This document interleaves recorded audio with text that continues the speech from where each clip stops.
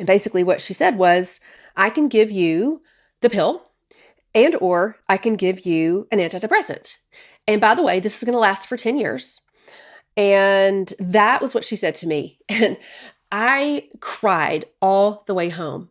I remember crying, going, I can't do this.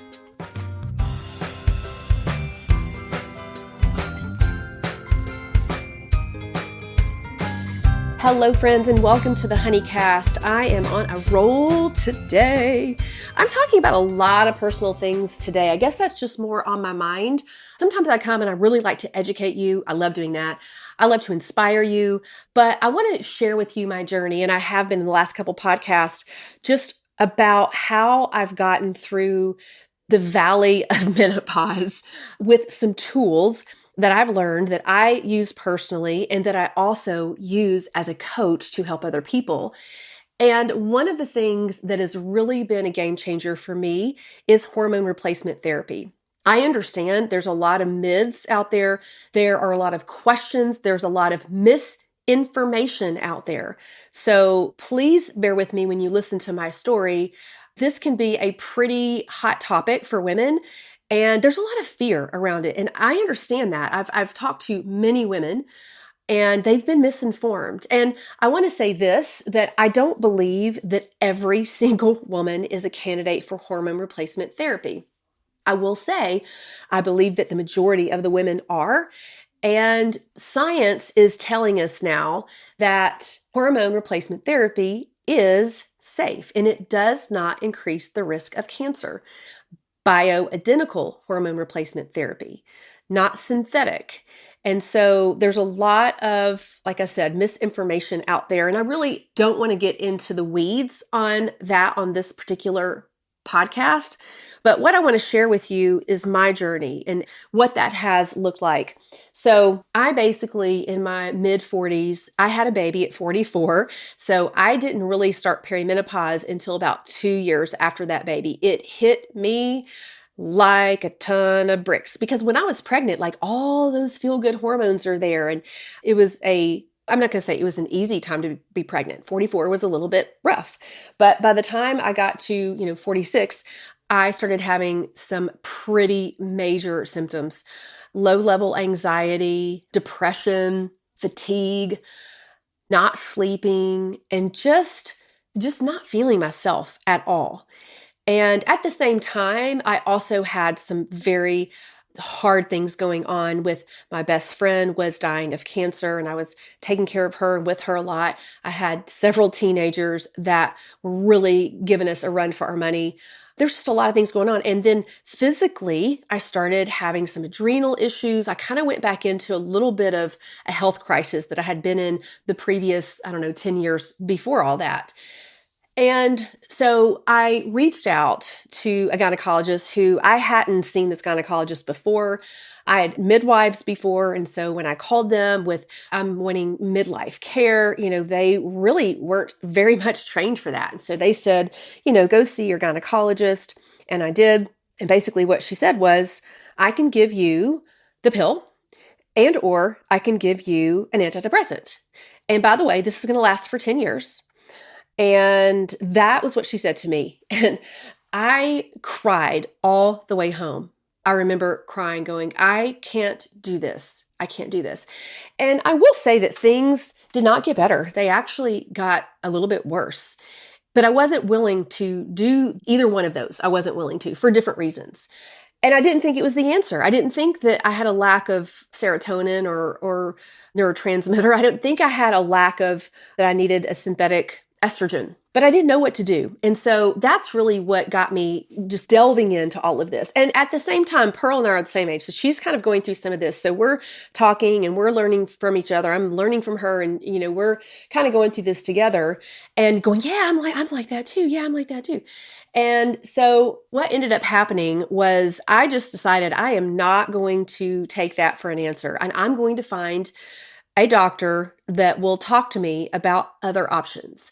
So I start looking for at this time, integrative practitioners, because they had helped me in the past with my Hashimoto's and with my MTHR thing. And so reach out to them, and they're not doing anything with hormones, but they said, hey, call this compounding pharmacy and see what they say, get a referral. So I called the compounding pharmacy who I'd been working with, and they were super duper helpful, and they gave me a couple referrals.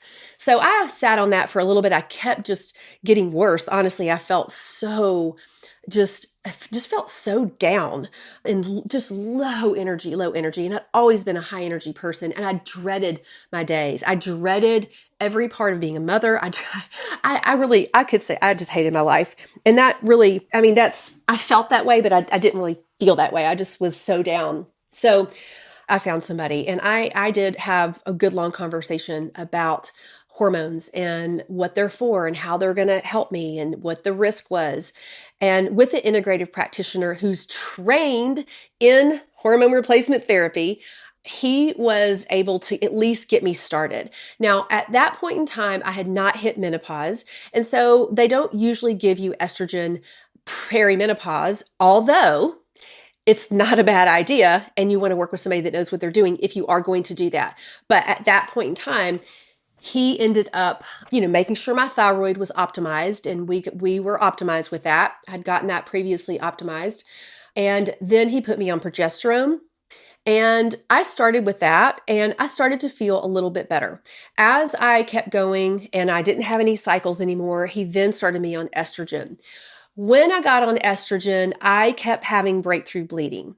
And so he'd back me off, and then we would take a break, and then I'd start again. It was the cream. I had a progesterone cream and I had an estrogen cream. And every time I went back on it, I would break through bleed. So I did that for almost a year. I would take 2 weeks off or whatever. And we were working pretty closely together, but they just really couldn't get me where I needed to be. And honestly, I'm still not where I need to be, but I've been working on this for a long time. So I was starting to feel a little bit better because of the progesterone. So after that year, I decided to find a different practitioner and see if we can do this a different way, because he didn't do any other type of hormones. And so I ended up going to the person I'm going to now, she's so fabulous. And she's just a really great friend now. And so we started working and doing my blood work and seeing, where are the gaps here? So we decided to start an oral estrogen, and which, by the way, is a preferred way of taking estrogen. And it doesn't necessarily increase blood clots. That's newer information that's coming out. So it's an oral estrogen, and I was on a progesterone pill as well. So we switched from the cream to the progesterone pill, estrogen pill. So we start on that, and testosterone. So I was on testosterone as well, which I love being on testosterone. Love, love, love. And so basically, same thing happened. I actually started having some gallbladder issues, which was from the progesterone, oral progesterone, and then I would have breakthrough bleeding. And so we continued to just, okay, stop for a little bit. Let's see what we need to do. Try again. We tried again, breakthrough bleeding.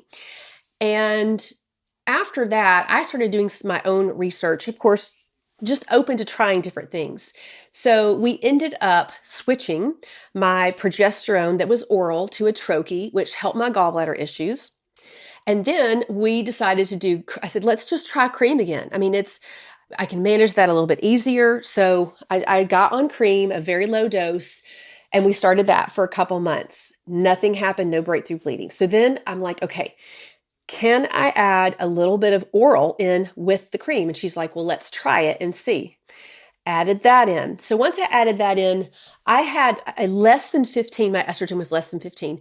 I was feeling terrible. My joints were hurting so bad. My muscles, I had body aches. My muscles were hurting. Low energy. And this is all just low estrogen. I was feeling terrible. So when I started with that particular formula that we came up with, I actually started to feel better. And the next time that I went in, my estrogen had gone up to 30, which is a good jump. But she said, I'm going to be so surprised if we can get you up to 45. And the Optimum range for estrogen for protection, you guys. It protects your brain, your breast, and your heart, and your bones. It needs to be 80 or higher than that. And everybody's going to be different at different levels. We ended up deciding, okay, we're going to stay on this dose and we're going to add another dose in the evening time and let's just see if we can get it up. That's kind of where I am in the middle of it right now because I don't get tested again until July. So we're testing every 3 months. So this has been going on for years, you guys. I could have stopped a long time ago, but because I know how preventative hormones are, how much better I feel, I'm feeling so much better when I look back.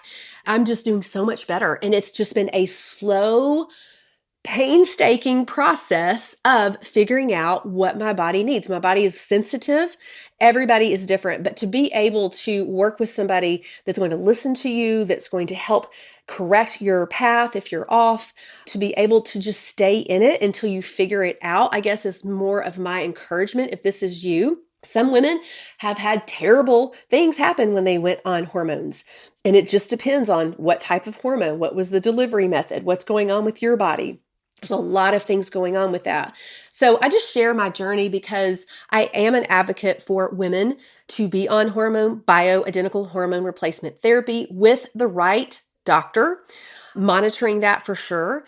And then also, eating well and exercising the right way and all those things that I teach.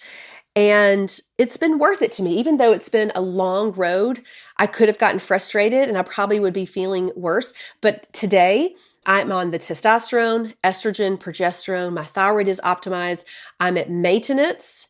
I am sleeping better. Now, I still have some nights when it's not so great, but I'm sleeping better. My muscle retention is so much better with that testosterone and with the protein. I'm getting at least 100 grams of protein a day, if not a little bit more than that on a regular basis, plus creatine. And I'm getting everyday movement. I'm mostly on plan. I'm always, working on that for sure, but stress relief for sure. All those things with the hormone replacement therapy has landed me at a place where my energy levels are good. I feel good. Mentally, I feel good. That low level anxiety is gone. I'm not feeling depressed. I'm actually feeling strong, energetic, motivated, maybe not as motivated as I used to be, but just like an underlying motivation that's usually there. Now, sometimes I will get very tired, and that is when I know, okay, I need to pull back. I don't know why. Something's going on with my body right now, whatever it is, but I'm going to pull back. I don't stop all the things I'm doing. Plus, I'm taking my supplements that I know that are helpful for midlife. I just pull back and I rest and I listen to my body. And then guess what? I get restored and then I go back into it. Whereas when I was younger, I could just barrel through until I hit a wall, until I had adrenal fatigue, and then I couldn't do anything. So if you're considering hormone replacement therapy, I hope this is encouraging to you and also painting a picture of it's just not a one and done kind of thing. It really is individual. It can be really a game changer in so many areas of your life. Mostly it is protective, and that's what I want to live. I want longevity. I want to live a long, strong, healthy life.